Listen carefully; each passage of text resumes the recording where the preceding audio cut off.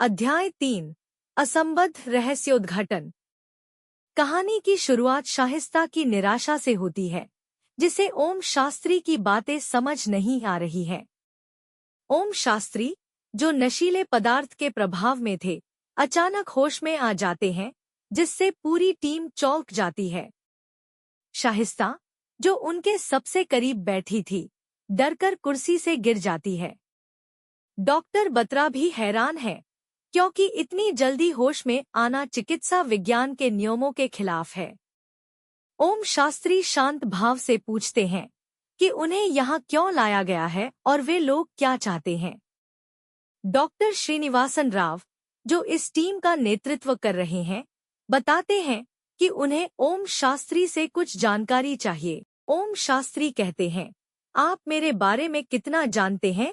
Doctor Srinivasan बताते हैं कि ओम शास्त्री उनका असली नाम नहीं है और वे बांदा बहादुर और संजय जैसे अन्य नकली नाम भी इस्तेमाल कर चुके हैं। साथ ही वे विदुर और विष्णु गुप्त भी थे। यह सुनकर ओम शास्त्री के चेहरे पर दर्द और दुख उभर आता है। डॉक्टर बत्रा उन्हें दोबारा इंजेक्शन लगाने की कोशिश करते हैं, लेकिन ओम शास्त्री प्रतिरोध करते हुए चिल्लाते हैं कि वे कुछ खास दवाओं के प्रति प्रतिरोधी हैं। इसके बाद वे फिर से बेहोश हो जाते हैं। डॉक्टर श्रीनिवासन ओम शास्त्री के "मैं तुम्हें जानता हूँ" कहने का मतलब सोचते हैं। परिमल, जो भारतीय इतिहास में पीएचडी किए हुए हैं, और हकलाते हैं, बताते हैं कि ओम शास्त्री संस्कृत में कुछ बोल रहे थे। एलएसडी लीसा सैमुअल डिकोस्टा को संस्कृत समझ नहीं आती और वह इसे बेकार मानती है। परिमल कहते हैं कि वे समझ सकते हैं। अभिलाष धीरे से सुषेण नाम दोहराता है। एलएसडी उत्सुकता से इस नाम के बारे में पूछती है। परिमल बताते हैं कि सुषेण रामायण में एक वैद्य थे, जिन्होंने लक्ष्मण को संजीवनी बूटी से बचाया था।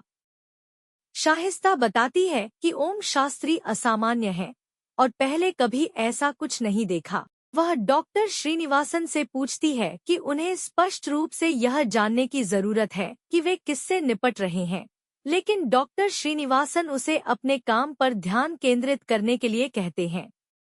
डॉक्टर बत्रा परिमल को बताते हैं कि ओम शास्त्री 1 घंटे के भीतर ही होश में आ गए, जबकि दवा का असर कम से कम 4-5 घंटे तक रहता है। वे हैरान हैं कि ओम शास्त्री ने दोहरी खुराक के बावजूद होश कैसे रिगेन कर लिया। डॉक्टर बत्रा की प्रतिष्ठा पर सवाल उठ रहा है। परिमल को यह भी पता चलता है कि ओम शास्त्री डॉक्टर श्रीनिवासन को उनके बचपन के उपनाम चिन्ना से जानते थे, जिससे सभी हैरान हो जाते हैं। पूछताछ के दौरान ओम शास्त्री बताते हैं कि वे एक मिशन पर हैं, छिपाना और छिपे रहना। वे अपनी यादों और एक लॉकर में अपनी चीजें छिपाते हैं और वे इसे मानवता के लिए सुरक्षित रखते हैं। ओम शास्त्री स्पष्ट करते हैं कि वे आतंकवादी नहीं हैं। शाहिस्ता चौंक जाती है, क्योंकि ओम शास्त्री ने बिना किसी सवाल के खुद ही यह बात कही। एलएसडी कबूल करती है कि उसने परिमल से ओम शास्त्री के आतंकवादी होने की संभावना के बारे में बात की थी, लेकिन वह जोर से नहीं बोली थी। शाहिस्ता हैरान है कि ओम शास्त्री ने एलएसडी की बात कैसे सुनी।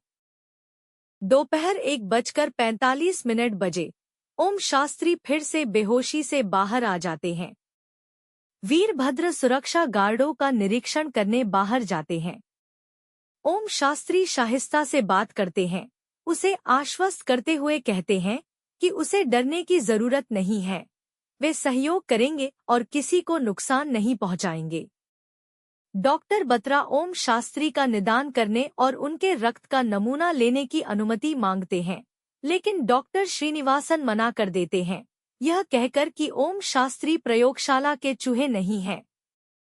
शाहिस्ता सुझाव देती है कि वे बिना दवाओं और सम्मोहन के ओम शास्त्री से पूछताछ करने की कोशिश करें, लेकिन डॉक्टर श्रीनिवासन उसकी बात नहीं मानते। डॉक्टर श्रीनिवासन को एक फोन आता है और वे टीम को ब्रेक लेने का आदेश देते हैं, फिर कमरे से बाहर निकल जाते हैं।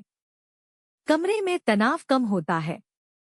वीरभद्र सभी को दूसरे कमरे में जाने के लिए कहते हैं, जहां जांचकर्ता बैठे हैं।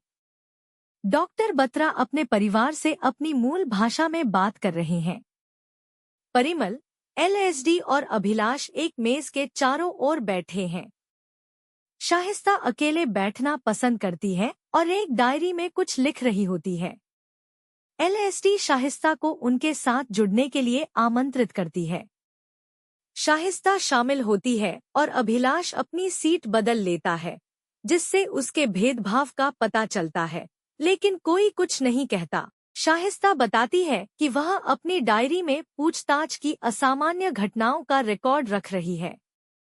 परिमल पूछते हैं कि क्या असामान्य है। शाहिस्ता बताती है कि ओम शास्त्री असामान्य प्रश्न पूछते हैं और ऐसा लगता है जैसे उन्हें पता हो कि वे कभी पकड़े जाएंगे। परिमल सोचते हैं कि शायद ओम शास्त्री पहले भी ऐसा अनुभव कर चुके हैं। शाहिस्ता बताती है कि ओम शास्त्री बिना किसी पूर्व संकेत के सम्मोहन को तोड़ देते हैं। डॉक्टर बत्रा भी इस बात से चिंतित है कि ओम शास्त्री उनकी दवाओं के प्रभाव को इतनी जल्दी कैसे दूर कर देते हैं। एलएसडी स्वीकार करती है कि वह डॉक्टर बत्रा से घबराती है। शाहिस्ता बताती है कि डॉक्टर बत्रा की पत्नी मृत्युशैया पर है, जिससे वे दुखी हैं। शाहिस्ता एलएसडी की आलोचना करती है कि वह किसी भी राय बनाने से पहले स्थिति को समझने की कोशिश नहीं करती। शाहिस्ता परिमल से पूछती है कि ओम शास्त्री ने संस्कृत में क्या कहा था। परिमल बताते हैं कि यह एक श्लोक था जिसमें मनुष्य के जीवन के तेजी से घटते जाने के बारे में बात की गई थी। वे कहते हैं कि अगर उन्हें यह फिर से सुनने को मिले तो वे सटीक अनुवाद बता सकते हैं। शाहिस्ता कहती है कि वह ओम शास्त्री से इसे दोहराने के लिए कह सकती है।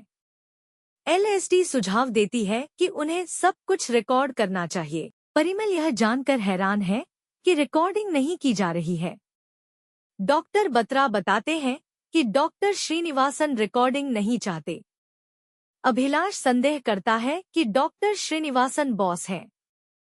डॉक्टर बत्रा एलएसडी से ओम शास्त्री के बारे में जानकारी खोजने के लिए कहते हैं, जिसमें उनके बैंक खाते, पासवर्ड, ईमेल और निजी विवरण शामिल हैं।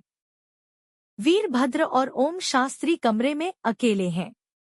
ओम शास्त्री पानी मांगते हैं और पूछते हैं कि वीरभद्र कब से यहाँ काम कर रहे हैं। वीरभद्र रूखेपन से जवाब देते हैं। ओम शास्त्री मुस्कुराते हैं और कहते हैं कि जल्द ही बारिश होगी।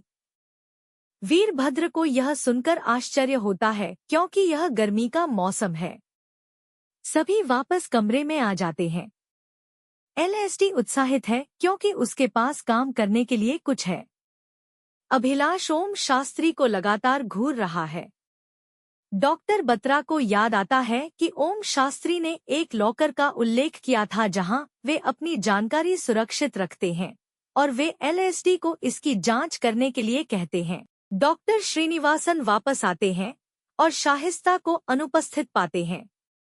वे अभिलाष को शाहिस्ता को खोजने के लिए कहते हैं। अभिलाष उसे बगल के कमरे में पाता है, जहां वह नोट्स पढ़ रही होती है। शाहिस्ता अभिलाष को अघोरियों के बारे में एक सीख देती है। वे किसी भी प्राणी या चीज के प्रति नफरत नहीं रखते हैं, क्योंकि नफरत ध्यान या मोक्ष प्राप्त करने में बाधा डालती है। वह जोर देती है कि वह लोगों को उनके धर्म, रंग या किसी अन्य कारक के आधार पर नहीं, बल्कि लोगों के रूप में मानती है और उसी तरह व्यवहार किया जाना पसंद करती है। अभिलाष उसकी बात समझ जाता है। जब वे लैब में प्रवेश करते हैं तो डॉक्टर बत्रा डॉक्टर श्रीनिवासन से बात कर रहे होते हैं कि अगर ओम शास्त्री फिर से दवाओं का विरोध करते हैं तो क्या होगा। डॉक्टर श्रीनिवासन कहते हैं, हम देखेंगे। डॉक्टर बत्रा की चिंता को अनदेखा कर दिया जाता है।